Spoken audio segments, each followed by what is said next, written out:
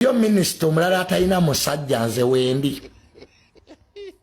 Are there ministers without husbands? I'm around. Anyimu naye oteekubira bulango tebakulaba. Banne ba minister bali abatalina basajja wendi. I can play that part well. Nze nkwasaganya ebyomu buliri nga gwe bw'okwasaganya ministry. So I'm young. Nanti munonya buvubuka buto. I'm young, energetic. Amaanyi nkyagayina. Agakuba ensozi ne zivunnama. Seetaaga lubalala. Seetaaga kyoja busimanya kitoko. Bumufunza bwonna nabukozesa dda. Ninda bulinzi deployment. So Kenzo tukwebaza for that deployment. Ekuweereddwa mu ministry ya energy era gikole for the best of your ability. Kati Kenzo achanoonya president n'amubola. Era Kenzo kati wakuira president his excellency. Inzo mu buliri. What is this?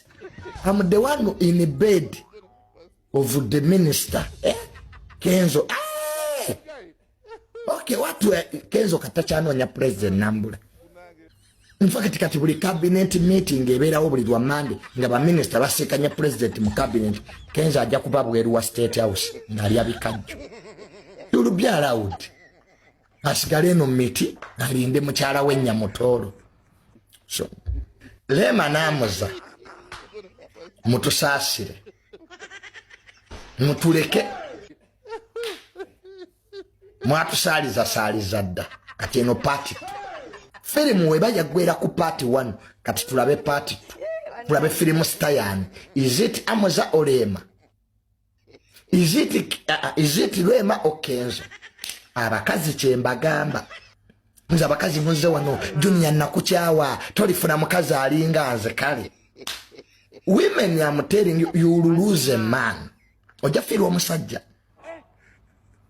bafunye babuloka b'amataka ofunye abavuzi ba taxi ko oli kubavuzi b'eggaali nayo you lose a man gogotalaba mu mugaso baba mulabamu omugaso bamutwala ate kati Kenzo kyolina okukyusa mu kukaaba teri ba minister akaaba mawulire.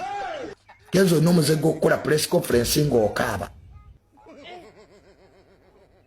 wano akaaba government where are you kati ezze government has come wano Kenzo wakaaba n'okulukusa amaziga n'eminyira government where are you kati now government has come.